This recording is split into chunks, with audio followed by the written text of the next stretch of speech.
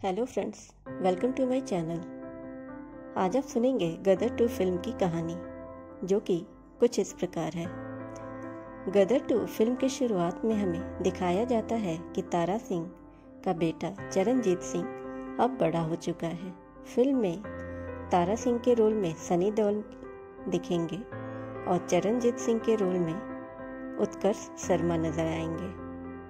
वहीं शकीना के रोल में अमीषा पटेल नजर आएंगी, जो कि चरणजीत सिंह की मां का रोल निभा रही हैं। चरणजीत सिंह, जो कि तारा सिंह का बेटा है, वो आर्मी में भर्ती हो चुका है और वो ट्रेनिंग पीरियड में है। ट्रेनिंग खत्म होने के बाद चरणजीत सिंह अपने घर आता है और वहाँ अपने पिता तारा सिंह और माँ शकीना के साथ रहता है। फिल्म में यह दिखाया गया है कि तारा सिंह ने अपने बेटे की शादी पक्की कर दी है और घर में खुशी का माहौल बना हुआ है। चरणजीत सिंह कहता है कि मेरे लिए मेरा देश पहले है। मैं अपनी खुशियों के लिए अपने देश की कुर्बानी नहीं देख सकता। इतना कहने के बाद वो निकल पड़ता है। इसके बाद भारत और पाकिस्तान का युद्ध दिखाया जाता है, जिसमें भारत के सैनिक पाकिस्तान के सैनिकों पर भारी पड़ रहे थे। चरणजीत सिंह भी अपनी ड्यूटी को पूरी ईमानदारी के साथ निभा रहा था। वो भी पाकिस्तान के सैनिकों से लड़ रहा था। ऐसे ही कई दिनों तक युद्ध होने के बाद पाकिस्तान सरेंडर कर देता है। इसके बाद भारत पकड़े हुए पाकिस्तानी सैनिकों को पाकिस्तान को सौंप देता है। इसी तरह पाकिस्तान भी जो भारतीय सैनिकों को पकड़े थे, भारत को सौंप देते हैं। लेकिन पाकिस्तान चरणजीत सिंह और 4 सैनिकों को नहीं सौंपता है। वो इन 5 सैनिकों को अपनी ही कस्टडी में रख लेता है। कई दिनों तक चरणजीत सिंह की कोई खबर नहीं मिलने के कारण उनके अन्य साथियों के बीच मातम फैल जाता है। चरणजीत सिंह को गायब हुए धीरे धीरे 1 साल बीत चुका था। सभी को अब ये लगने लगा था कि वह युद्ध में मर चुका है, लेकिन वो अभी भी जिंदा था और पाकिस्तान के जेल में उसे कैद कर रखा गया था। ऐसे ही समय बीतता रहा। कुछ समय बाद इंडियन आर्मी द्वारा पाकिस्तान का एक सैनिक पकड़ा जाता है और उसे टॉर्चर करने के बाद उससे पता चलता है कि 1971 के युद्ध के बाद जो 5 सैनिक गायब हुए थे, वो मरे नहीं हैं, बल्कि जिंदा हैं और पाकिस्तान के जेल में कैद हैं। फिर सरकार को जब पता चलता है, तब वो इस पर एक्शन लेती है।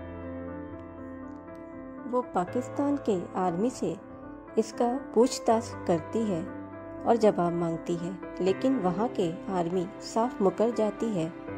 वो कहती है कि हमने किसी भी इंडियन आर्मी के सैनिक को पकड़कर नहीं रखा है। जब ये खबर तारा सिंह तक पहुँचती है, तो तारा सिंह को पूरा विश्वास हो जाता है कि उसका बेटा चरणजीत सिंह आज भी जिंदा है और वो कैद में है। इसलिए वो सरकार से रिक्वेस्ट करता है कि उसके बेटे को पाकिस्तान से जल्द छुड़ा लिया जाए।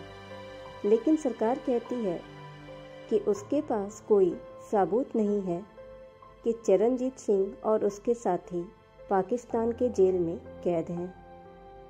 जब तारा सिंह को सरकार से गुहार लगाने पर भी मदद नहीं मिलती है, तो वह खुद तय करता है कि खुद ही वह पाकिस्तान जाएगा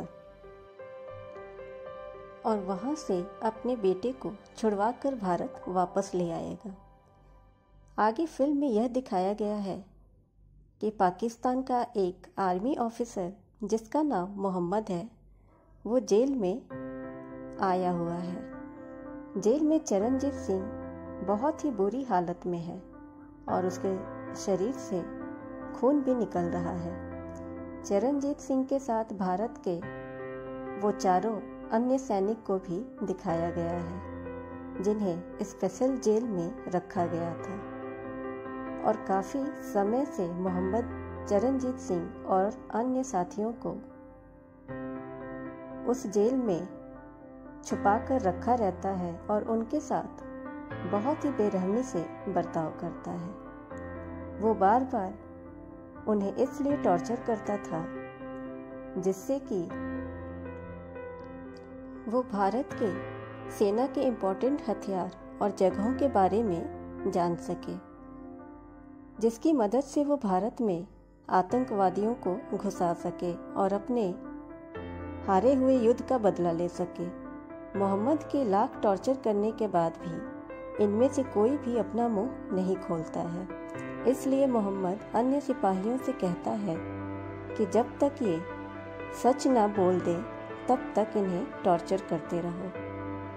इधर दिखाया जाता है कि तारा सिंह भी पाकिस्तान जाने की तैयारी कर रहा था और सरकार को बिना खबर किए एक सरकारी अधिकारी की मदद से तारा सिंह पाकिस्तान जाने वाली मालगाड़ी में बैठकर पाकिस्तान तक पहुंच जाता है।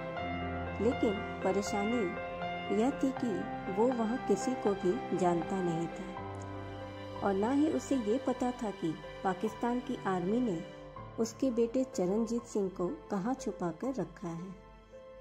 तारा सिंह पाकिस्तान में रहकर धीरे धीरे अपना ठिकाना बना लेता है और तारा सिंह अपने बेटे का पता लगाने के लिए अपने एक मुस्लिम दोस्त का मदद लेता है जो भारत और पाकिस्तान के बंटवारे के बाद पाकिस्तान में ही रह रहा था। फिर तारा सिंह उससे मिलने के बाद अपनी पूरी घटना बताता है। उसका दोस्त उसके बेटे के प्रति प्यार देखकर उसकी मदद करने के लिए तैयार हो जाता है। फिर तारा सिंह का दोस्त कहता है कि मुझे ये तो नहीं पता है कि तुम्हारा बेटा पाकिस्तान के किस जेल में है, लेकिन मैं फिर भी तुम्हारी मदद करने की पूरी कोशिश करूँगा। मेरा एक दोस्त आर्मी में ऊंचे रैंक पर है, उसे ज़रूर पता होगा कि भारत के सैनिकों को पाकिस्तान के किस जेल में रखा जाता है।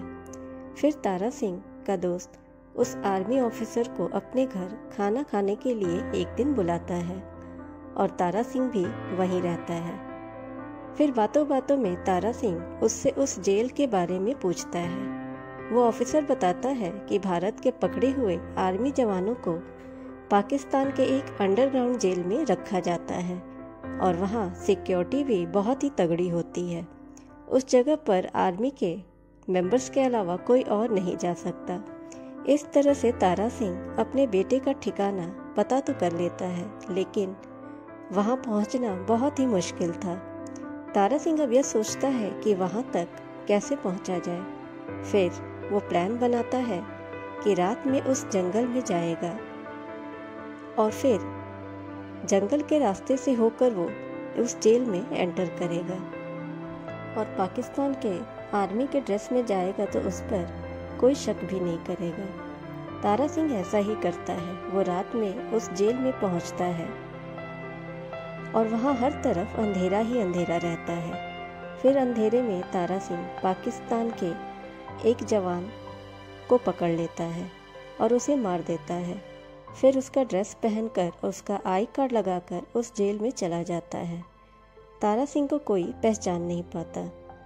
तारा सिंह को उसके बेटे की कोई खबर नहीं मिलती है। वो जेल में बहुत अंदर तक जाता है। उसके बाद अचानक उसे किसी की चिल्लाने की आवाज़ आती है, जिससे जमीन के अंदर कैद करके रखा गया था। तारा सिंह वहां पहुंचता है। तारा सिंह उस जेल का दरवाज़ा खोलकर देखता है तो उसे वहां कुछ भारत के जवान दिखाई देते हैं और उनके बीच में ही चरणजीत सिंह भी होता है। चरणजीत सिंह की बुरी हालत देखकर तारा सिंह भावुक होकर रोने लगता है और उनसे कहता है, घबराओ मत, मैं आ गया हूँ और मैं इस जेल से सबको निकालकर भारत वापस ले जाऊंगा। तारा सिंह एक एक कर उन जवानों को जेल से निकालने लगता है और आखिरी में चरणजीत सिंह को लेकर वहां से निकल जाता है। बीच में कुछ जवान तारा सिंह को देख लेते हैं और उसका पीछा करते हैं। तारा सिंह उन सभी भारत के जवानों को आगे भेज देता है और जो पाकिस्तान के जवान जो उनका पीछा कर रहे थे उनको मार देता है। और उसी वक्त पूरे जेल में भगदड़ मच जाती है कि भारत के सभी जवान जेल से भाग गए। और जब ये खबर मोहम्मद को पहुंचती है तो वो पाकिस्तान के सभी सीमाओं पर सिक्योरिटी बढ़ा देता है और भारत के सभी जवानों और तारा सिंह को ढूंढने के लिए सभी इधर उधर भागने लगते हैं। उधर तारा सिंह सभी जवानों को लेकर एक जंगल में छिप जाता है और पाकिस्तान से बाहर निकलने का इंतजार कर रहा था। फिर मोहम्मद को खबर मिलती है कि भारत के जवानों को जंगल की तरफ भागते हुए देखा गया है। तभी मोहम्मद अपने कुछ जवानों को लेकर जंगल की तरफ निकल जाता है और जंगल में भारत के जवानों की खोज शुरू कर देता है। तारा सिंह और भारत के जवान मिलकर उन पाकिस्तान के जवानों को मार डालते हैं। मोहम्मद कई बार उन पर हमला करता है, उन्हें मारने की कोशिश करता है, लेकिन हर बार तारा सिंह अपनी चतुराई से वहां से अपने सैनिकों को भगा देता था और खुद भी बच निकलता था। तभी तारा सिंह को पता चलता है कि इसी जंगल में एक नदी बहती है जो आगे चलकर भारत की सीमा में मिल जाती है। फिर तारा सिंह उस नदी के जरिए ही भारत में जाने का प्लान बनाता है। तारा सिंह उन जवानों की मदद से नाव बनाने की तैयारी करता है और सभी मिलकर नाव बना लेते हैं। उसी रात नदी की मदद से भारत में दाखिल होने का प्लान बनाते हैं। यह मोहम्मद भी जानता था कि इस जंगल से नदी जाती है और वो नदी भारत में दाखिल होती है। मोहम्मद भी उस नदी पर नज़र रखने लगा और जहाँ से यह नदी भारत की सीमा में दाखिल होती थी वहाँ वो अपने सैनिकों का एक झुंड खड़ा कर देता है। अब तारा सिंह और भारत के जवान उस नदी की मदद से भारत की सीमा में दाखिल होने का प्लान बनाते हैं और जैसे ही वो दाखिल होने वाले थे उसी वक्त मोहम्मद के जवान उन्हें देख लेते हैं और उन पर हमला शुरू कर देते हैं। लेकिन तारा सिंह और भारत के जवान जो पाकिस्तान से हथियार छीने थे उन्हीं से अपने बचाव के लिए उन पर हमला शुरू कर देते हैं और वो भारत की सीमा से थोड़ी ही दूरी पर थे। तभी मोहम्मद वहां पहुंच जाता है। अब तारा सिंह और मोहम्मद का हमला एक दूसरे पर शुरू हो जाता है। तारा सिंह मोहम्मद को मार देता है और भारत की सीमा में दाखिल हो जाता है। भारत की सीमा में दाखिल होते ही भारत के सैनिक उन्हें पहचान लेते हैं और उन सब को सीधे हेडक्वार्टर ले जाते हैं और यह फिल्म यहीं पर समाप्त हो जाती है। फ्रेंड्स, अगर आप चैनल पर नए हैं तो चैनल को सब्सक्राइब कर लें, नोटिफिकेशन बेल ज़रूर दबाएं ताकि आपको ऐसी ही इंटरेस्टिंग वीडियोस मिलती रहें। वीडियो को ज़्यादा से ज़्यादा लाइक और शेयर करें। Thanks for watching.